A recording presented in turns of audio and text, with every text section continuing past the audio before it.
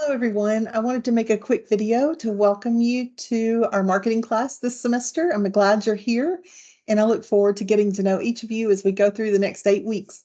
So 8-week classes are kind of fast, so I hope you will take this opportunity to watch this video and get off on a good start. I want to just kind of walk through the course with you so that you will see how I've set it up and kind of what the expectations are for the course.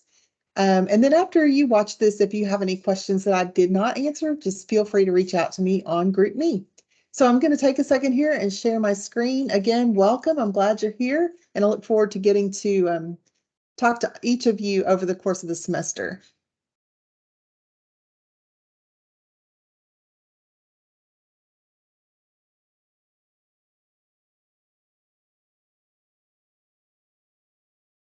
So now hopefully you can see my screen. And what I have up here is your eCampus course shell. And this under construction thing will go away here in the next day or so. It'll be all ready to go by Tuesday when the course starts. But you can see here how I kind of have things set up. We have a start here page, which is exactly where you should start. We have a communication section over here on the navigation bar, which will have announcements. It also has information about me and how to reach out to me. You can also email me here. The next section is course materials. Here's where you'll find a copy of your syllabus. Please make sure you read the syllabus and look at how your grade's going to be calculated. All of that information is contained in your syllabus. And then I have a short one-page due date summary. If you click on this, let's just pull it up so you can see it. This is like a course schedule with all the due dates by week. So I would really recommend print this out, put it with your study materials, and then take a minute to put these dates maybe in your phone calendar or your planner. It's always students who do that at the very beginning don't forget things. And they also, when they start putting other things on their calendar, they can figure out how to shuffle their time so that they make sure they get everything done. So I really encourage you to take a few minutes and put all those due dates in a planner, on your phone, somewhere, however you manage your time. And if you don't manage your time, then now's a great time to start. It's taking a few minutes to open this document. I apologize. I've got quite a few things running here, and my computer may be a little slow. Okay, so now you can see the course schedule, and you can see that it's all divided out by weeks. And it has the chapters that we will cover, and then it has the readings and the assignments that are due. So whatever chapter we're covering, that's what you're supposed to be reading. And then the things that you're going to be submitting for grades are over here in this right-hand column. So again, you can see it's pretty clear. It's easy to follow by week.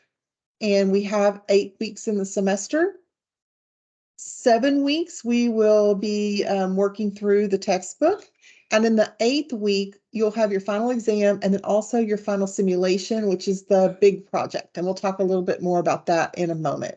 But I wanted to show you this. And again, I really encourage you to print this out so that you have it somewhere you can see it. All right, let me close that. And let's go back to here. Moving on down the navigation bar, you have the time and grade management section. Oh, let me go back. Syllabus, due date summary, and textbook access. That's really important. So if you click on textbook access, this is how you're going to access your ebook. And we're actually going to do some activities through the book. So we'll talk about that in a moment as well. But basically all you have to do is click on McGraw-Hill here and then say go to my Connect section and continue. It'll ask you for your email and then you'll click begin. I'm going to click this, but I'm not sure it's going to work since it knows I'm an instructor and not a student. But let me see what happens here. Yeah, so you'll click that, and here's how you go to my Connect section. Is what you'll click here, and then it's going to ask you for your email address. And then after you enter that information that they ask for, you'll be able to go straight into the textbook. So that's how you get to your textbook, this button here, and then click on the McGraw-Hill link. The next section is time and grade management. This is where your calendar is. Interesting thing about the calendar, if you're not familiar with it, you can put a check mark in the classes that you're taking right now, and it'll put all of your calendar items in a different color for each class on the calendar. So if you're taking 2 or 3 classes, like this right here is showing 3 classes that I've had built courses for. And you can see there's the pink class, the purple class, and the gray class. So I can look real quickly at any given day here and see what's due and how much work is due. This is a lot to grade. That's a little scary right there. So the calendar is a great tool. And again, you have the due date summary, you have this calendar. I'm going to ask you to sign up for Group Me, and I'm going to send you reminders in Group Me. So there's really no reason for you to miss an assignment or a due date. Your grades, you can see your grades if you click here. They'll be listed by the activity, and then the number of points possible here is, so for example, with LMOD 1, that is worth 30 points. Let's say you get 20 points. It'll show 20/30. You got 20 out of 30 points. And then it'll run your total grade up here.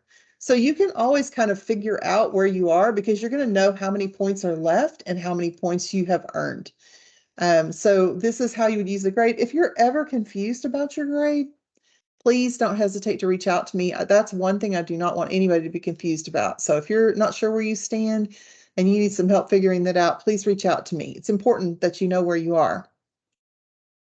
Then the next section is weekly modules, and we'll click through these in a moment, but just as a matter of how this is set up, I have all of your work divvied up by week, as you saw on that course schedule earlier. This is kind of the electronic version of that. And so every module will have all the information that you need to complete for that particular week. You don't have to go hunting for exams or assignments or case studies or anything like that. It's all going to be in the week. So when you go to week 1, everything you need is going to be in week 1. When you go to week 2, everything you need is going to be in week 2. Then we have student resources down here. The college has so many resources for you all. Student services, of course, tutoring, library, all kinds of things there. But one thing I just want to point out is that we also have a lot of support for students who may be going through a hard time. So if you are struggling to pay your rent, you're struggling to eat, those kinds of things, you need to reach out to the care team here because they have a lot of solutions, and I've seen them help so many students, but many students don't know that they can ask. So there are some student services here. If you have a need, then there are probably things that the college can do to help you. So don't hesitate to reach out. All those funds and those resources are there for our students, and we can only know who needs them if they ask. The other thing I'll point out is that if you have a problem with good internet connection or a good computer, the libraries on all the campuses have loaners. So they have loaner computers and they also have hotspots. So if you need something like that, don't hesitate, go early because those things get loaned out pretty quickly, but the library has those available. Also, if you have trouble connecting, or you have internet trouble, or your internet gets turned off, or whatever, I want you to be sure you have a plan B, because the work goes on and the class goes on. So, a lot of times people, they just kind of freak out and quit, and they just think they can't do anything. But the libraries are available to you on all 7 campuses. They are all accessible by the bus. So if something happens, reach out for support. Ask me or ask the correct place at the college, but don't just quit. There's always a way to get the work done. So if you need help kind of navigating through that plan B, then feel free to reach out to me. All right, there's some eCampus tutorials down here and some various tools that you can add, but ultimately this is how the course is going to be navigated, just working down this sideline. A majority of your time is going to be spent right in here in the weekly modules. So let's go back to the Start Here page right quick, and let's look at what we have. This is obviously where I would like for you to start. And I have kind of a list for you here. Read everything on this Start Here page. There's nothing on this page that isn't important to you.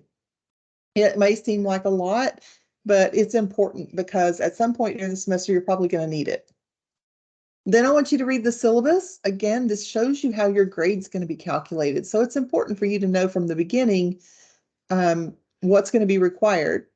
Make sure we have your correct email address in eConnect. Anytime that I communicate with you, I'm going to use the eConnect email address. So this is a place to update that. If you're not sure what email address we have for you, go in here and update it. And then we're going to use GroupMe for communication in our class. This is nice when we have a fully online class because we don't get to see and talk to each other very much. And so GroupMe is a way for us to ask questions, give feedback, and it's also the fastest way for you to get an answer from me. I'm teaching 10 courses this semester, and that means I have over 300 students. So if you can imagine how many people reach out to me in a given day, I do answer email, but you have to wait till I get time to get to my email for me to answer your email. On the other hand, GroupMe is on my phone. I'm watching it all day long. And if something pops up on GroupMe, 99% of the time, I'm going to be pretty quick answering you, unless I'm teaching in a class. So GroupMe is the fastest way to reach me. And if you ask something that someone else knows the answer to, they can answer it and you don't have to wait at all. So GroupMe, I want to really encourage you to join that. If the notifications on it bother you, there's a way to silence those. So don't let that keep you from using the tool. We'll talk about that again in just a second, and then begin working on your assignments in week 1. So in this section, if you're new to eCampus, when these are closed up like this and you can't see anything, you can click over here on the right to open it. So here you can see my email address. This is my mobile phone number. I am teaching completely off campus this semester, so our meetings, if we have meetings, will have to be virtual. I'm giving you access to my cell phone number. If you need something, I would ask that you try GroupMe first. And if you don't get a response in a timely manner or you have an emergency, then you're welcome to text my phone. If you call, leave a message. I probably won't answer because I won't know your number, but leave a message. I'll return your call as soon as I can. I have allotted Tuesdays and Thursdays from 11 to 1 for office hours. Now, I don't just sit on the computer waiting for somebody to show up. So if you want to come to office hours, you have to let me know. I'm available for you. And if those times are not good for you, I also do a Tuesday evening from 7 to 8. If those times are not good for you, then just reach out to me on GroupMe and I'm flexible. We'll find a way to get together. So again, other times are available upon request. We'll use Microsoft Teams. If you meet with me during these regular hours, you can use these 2 links. If we meet outside of these hours, then I'll send you a link in Teams for the meeting. Again, GroupMe is the fastest way to get through to me. Can't reiterate that enough. Then this is just what I just explained to you a minute ago, the course navigation menus, kind of what we just talked about. This is an overview of the course. It basically talks about what you're going to learn in the course.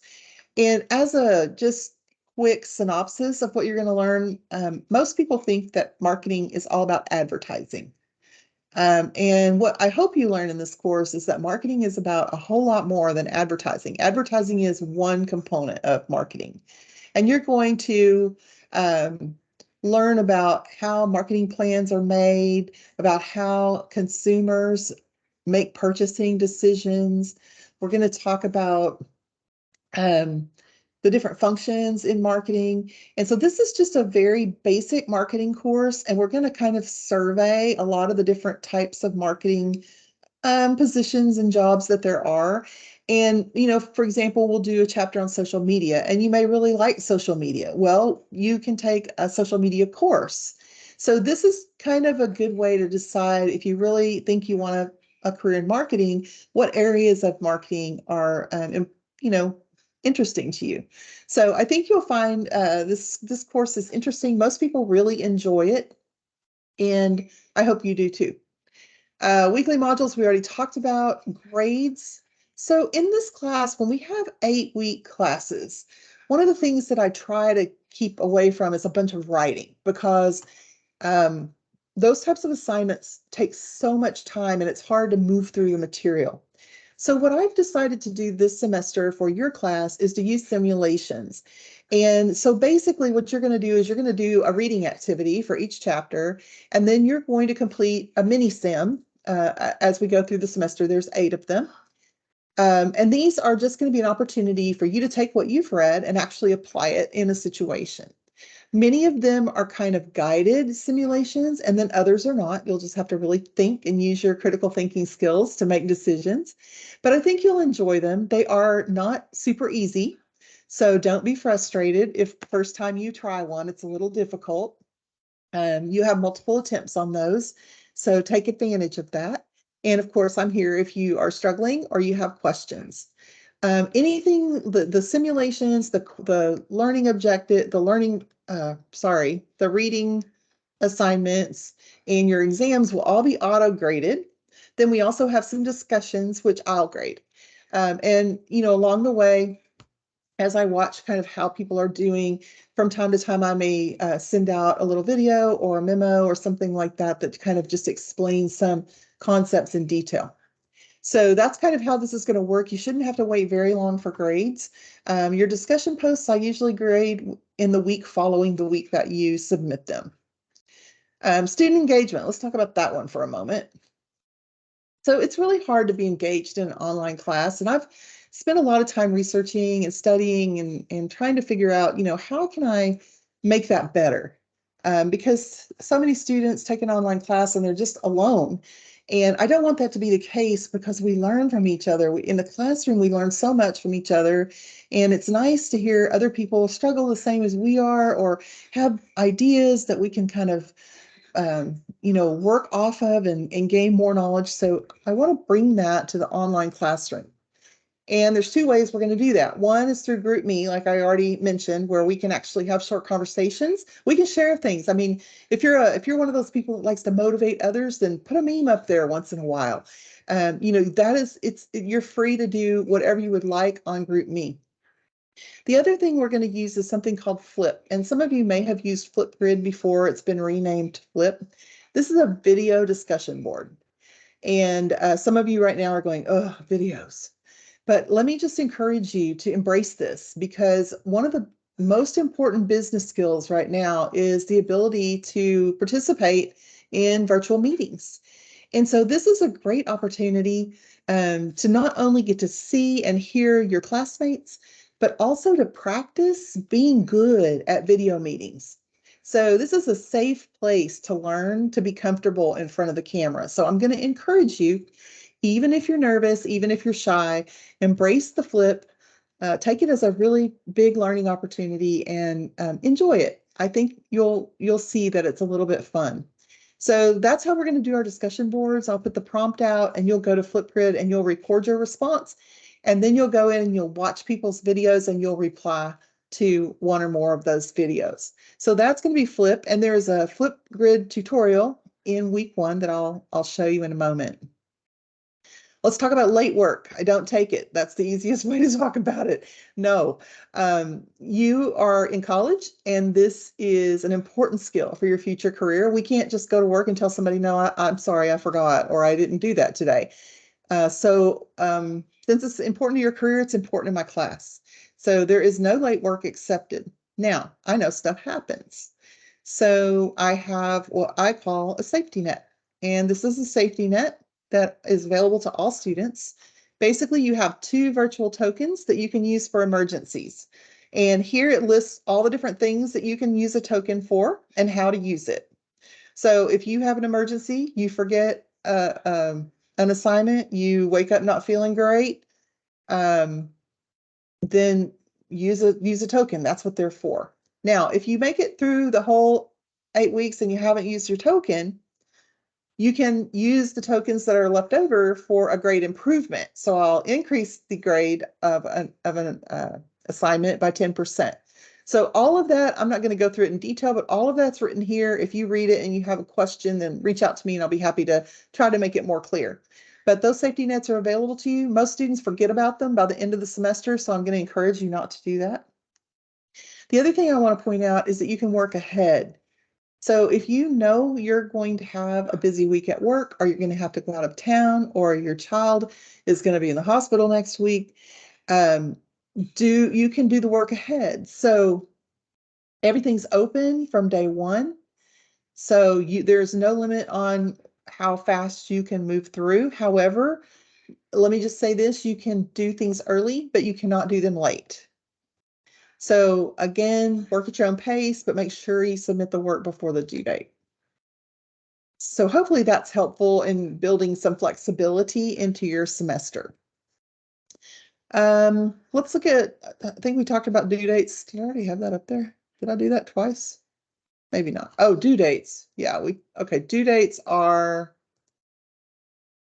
you're typically going to be due on Thursday and Sunday. Now, your Thursday due dates are going to be your discussion posts. So for discussions, you'll post on Thursday and you'll post your replies by Sunday.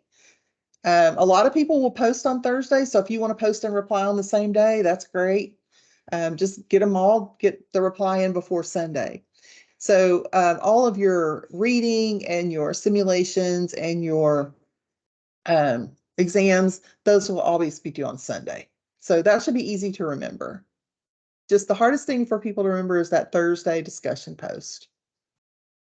I have a little tutorial here on how to submit an assignment if you are not sure how to do that in eCampus. And then there's some tips for success. Here's some tutorials for like eCampus and other things, eConnect, if you want to see those. And then this is something I want to point out right here, the help desk. So what always happens is students will call me and say, well, eCampus is down and I don't know if, I'll be like, oh, no, it's not down. It's working for me. You need to call the help desk. And they're like, well, how do I call the help desk? And you can't call the help desk if your computer's down. So I want you to please take a moment and put this phone number in your phone as the help desk. And that way, if your computer's not working or you're having trouble and you can't get to the information to reach out to the help desk, you'll at least have the phone number where you can call. So put that in your phone. That'll save you a lot of headaches in the future. And then there's tutoring services down here if you are interested in those. So those are all the pieces of Start Here. I hope you'll take a minute and just really read through it carefully. And then the next thing you should do after reading your syllabus is come over here to week 1. So all of the weekly modules are set up exactly the same way. So you'll have whatever week it is.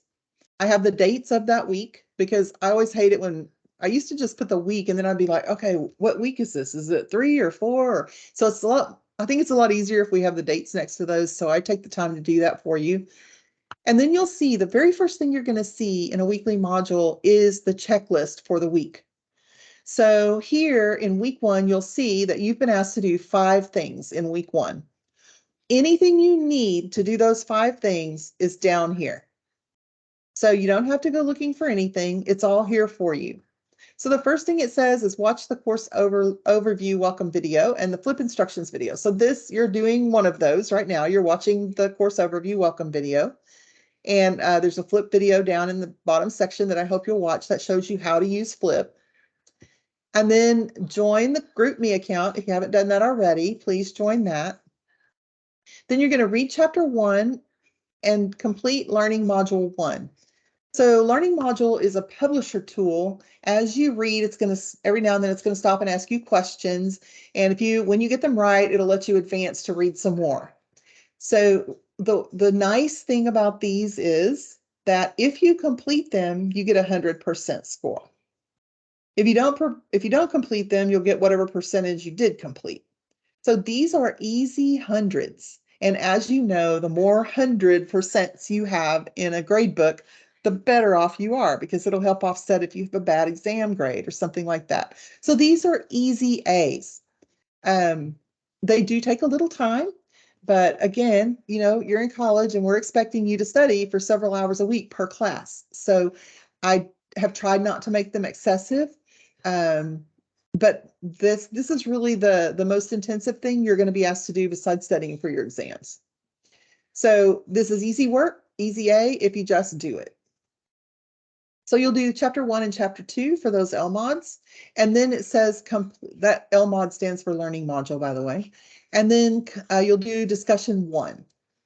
So those are the 5 things for week 1. If we look below, let's scroll down. Here's the course overview video. Here's the flip video. Here's the GroupMe link. Here's discussion 1, LMOD 1, LMOD 2. And when you click on the LMOD, it should take you to the book and you won't have to go back to that textbook access. Let's see if we get lucky. There you go. It's not gonna, mine's gonna look different because it's gonna take me to the instructor screen. But it will work. If you just click on the LMOD, it'll take you straight to the book. Hopefully we get back here. My computer's been giving me grief today. There we go. So everything you need's down here if it's on the list. Now there's 2 folders right here, and this is in every chapter, so every week. So whatever chapters we're covering for that week, I have put some study materials in here, and they say optional. You don't have to use them, but they are here if you would like to use them, or if you have some questions after you go through your LMOD. So if I look in the chapter 1 folder, here's what you're going to find. You're going to find the PowerPoint. You're going to find my lecture notes. So if I was doing this class face-to-face, these are the notes I would be using to conduct my class lecture. Since I don't get to have a class lecture with you, I'm giving you the notes. So this is a pretty good summary of what's in the chapter. Then I've also given you some videos. So basically, I've taken some of the pieces out of the chapter and I've put some lecture videos in here. Now, these are not me.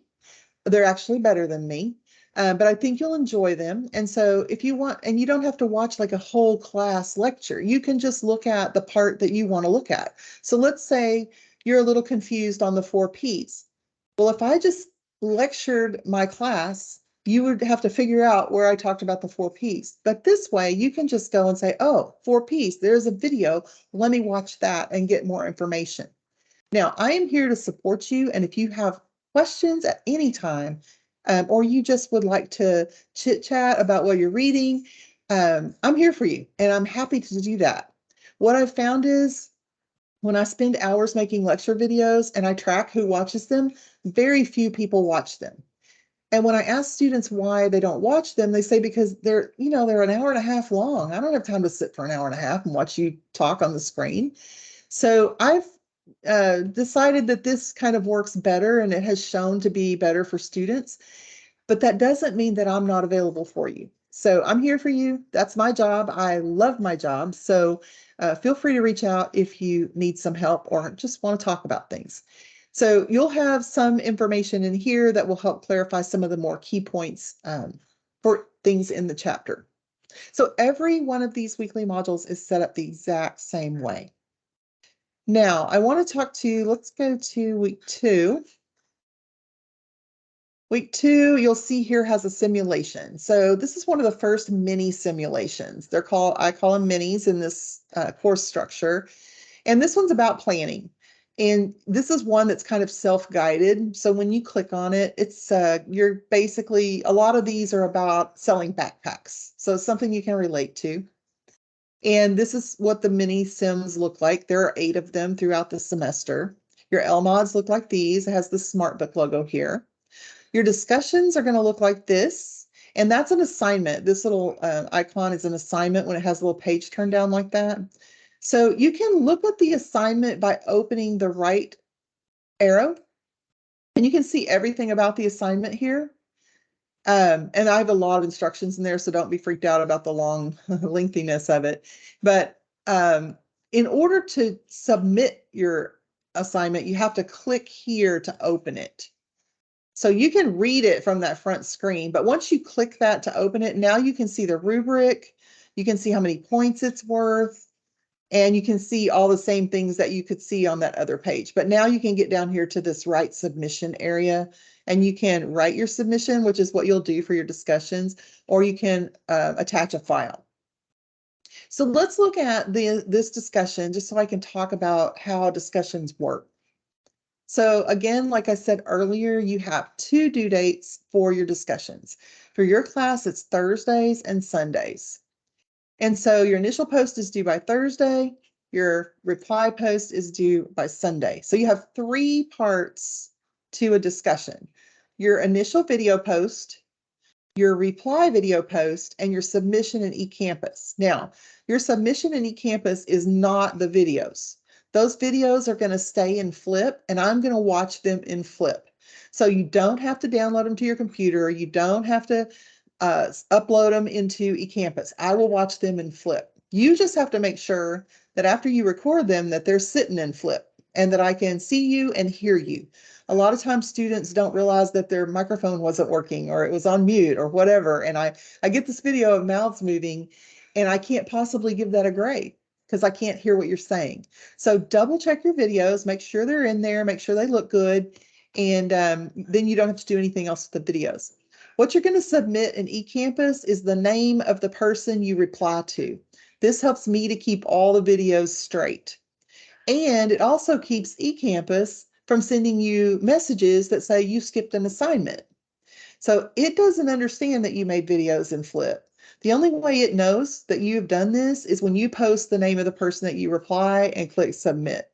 So, if you reply to Johnny, then you're going to come down here, you're going to click write submission and you're going to write, I replied to Johnny, and then you're going to hit submit. That's all you have to do for your eCampus submission, unless I give you other specific instructions. So the way that I have these discussions set up is I will tell you where to post. This is the link. When you click this, it's going to take you to Flipgrid. And I'll come back in a moment and I'll click on it for you. And then it's going to tell you what you need to do. Sometimes it'll say prepare for the post. So here it says you're going to need to access to a Twitter account.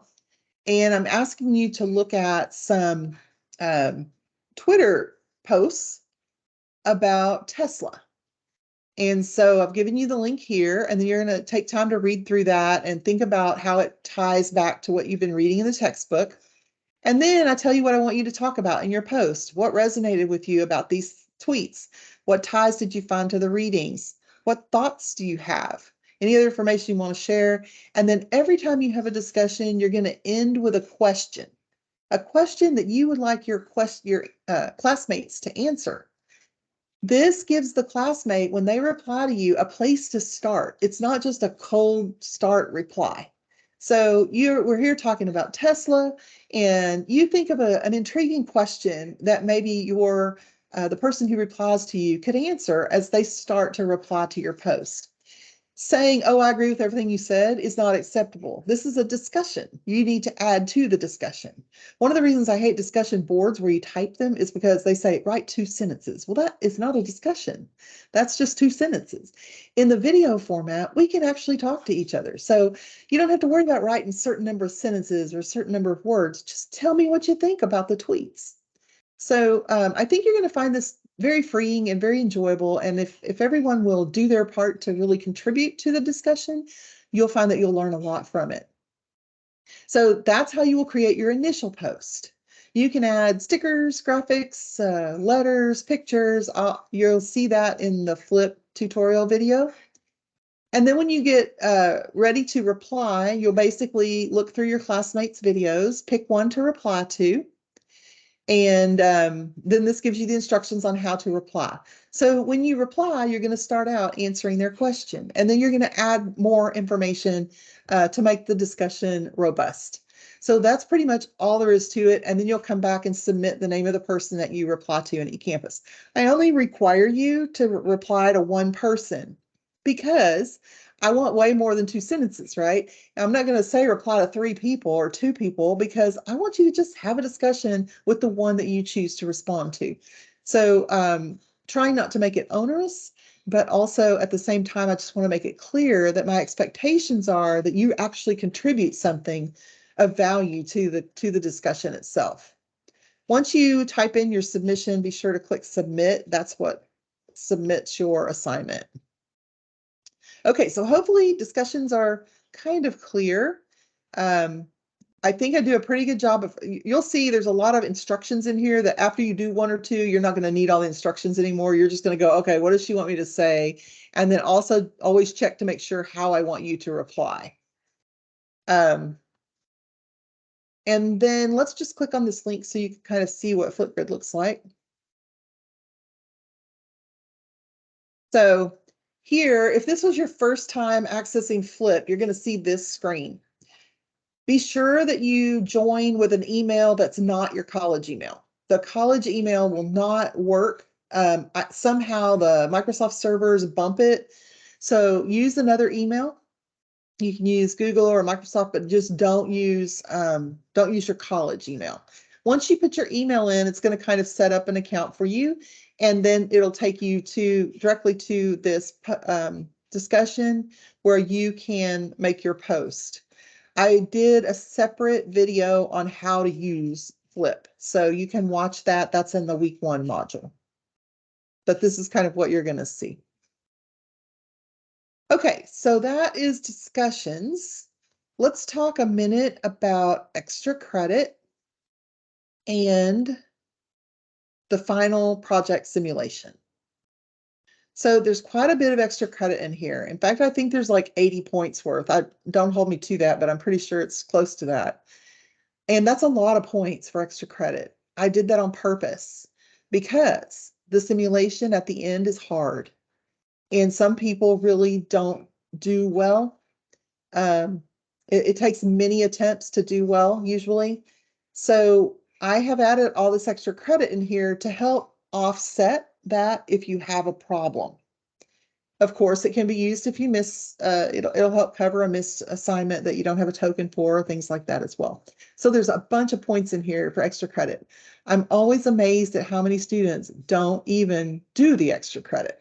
And then they come crying to me because they don't like their grade. So I just want to make you aware up front, there's quite a bit of extra credit in here. It's all open. You can do it early. You don't have to wait till week 6. But in week 6, I have a mini simulation, a simulation tutorial here. The mini sim is one of those chapter ones. But this one, the extra credit one simulation tutorial, that is a tutorial for the big simulation in the last week. So this is a nice, easy way to kind of get introduced to that simulation and earn some extra points. Let's see.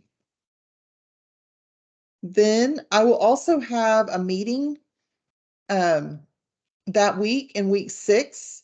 If anybody wants to get online and play through the simulation with me. I have found that this is very helpful to students who will take the time to do that. So basically, I've set up 2 meetings on Thursday, February the 23rd. You could go ahead and put that on your calendar. I'll have a noon meeting and I'll have a 7:30 in the evening meeting. So hopefully I can catch people with different work schedules. And what we'll do, whoever shows up, I'll open the simulation and I'll begin to play. And I'll explain how you play and I'll let you guys make the decisions and we'll play together. But this will give you an idea to see how things play out. If you make this decision, what happens? If you make that decision, what happens? So it's a great way to get your feet wet for the final simulation. So that'll be in week 6 and on the 23rd of February. Now let's go so the first extra credit is the tutorial for the simulation. Now let's go talk about the final simulation in week 8. So you're going to notice here, first of all, the checklist for week 8 is your final exam, the final simulation, and 2 more extra credits.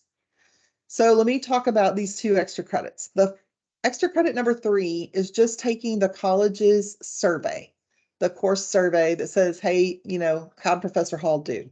So I'll give you some extra credit if you go take that and prove it to me. So there's a little button you can say, send proof to professor, click that button, it'll come to me, I'll give you the extra credit. The second extra credit is worth a lot more points. And this is where you can write a paper about kind of what you've learned over the course of the semester. It's pretty specific about what it's looking for. And, but it is worth 50 points of that 80 points of extra credit. So this is a big piece of extra credit here. And then you have this extra credit 3, I believe is worth 5 points. And then, so that's 55. So the simulation tutorial must be worth 25. So just to let you know, these are here. The final simulation is here. You can play this simulation an unlimited number of times. So what I want to encourage you to do is after you get a few weeks into the course and you start to have some understanding about things and you've worked through a few of the smaller mini simulations, go ahead and start trying to play around with this final one. The more you do it, the better you're going to do. And you can do it as many times as you want. So students who wait till the last week to try to tackle that, they don't do well. it's hard. You got to think about it. And every time you play, it's going to play a little differently. It's designed to kind of replicate what happens in a marketing strategy. So the wise person will play early and often, and for sure attend the meeting where you can play along with me. So I think that is everything that I have on my list. Let me just double check right quick.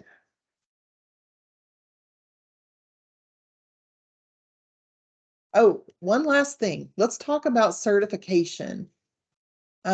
Students are often confused about what certification is. Certification is a requirement. It's a federal requirement for colleges who offer financial aid to their students. And so basically what it is that the federal government who's giving the financial aid wants to make sure that the students showing up for class. So we have what's called a certification date. And that date varies by however long your course is. On these 8-week courses, it's really quick. So our certification date is January 23rd, and I'm going to certify on that morning. What that means is that you have to have done some work in this course by January 22nd. So if you skip the week 1 work and you don't turn anything in, I cannot certify your attendance in this course. There are no workarounds. There are no excuses. If you're in the hospital, they're sorry. It's just how it is. So I have students all the time beg me, well, I got busy and I didn't do it. And I'm like, well, I can't help you because it's a legal thing, right? And I can't help you. You're either here and you've done work by the 22nd or you have not. And that's how cut and dried it is. I don't like it, but that's the truth of how it works.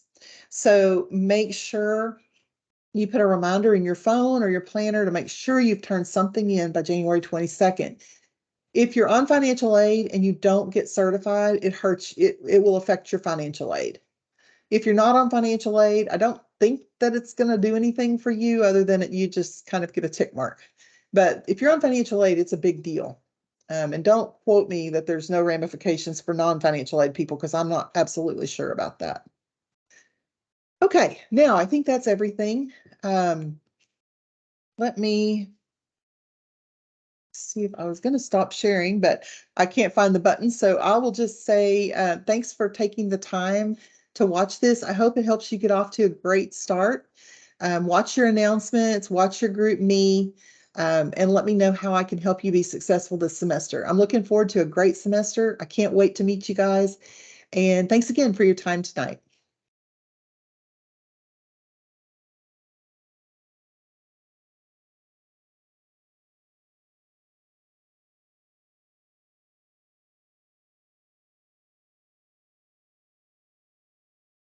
Okay, let's see.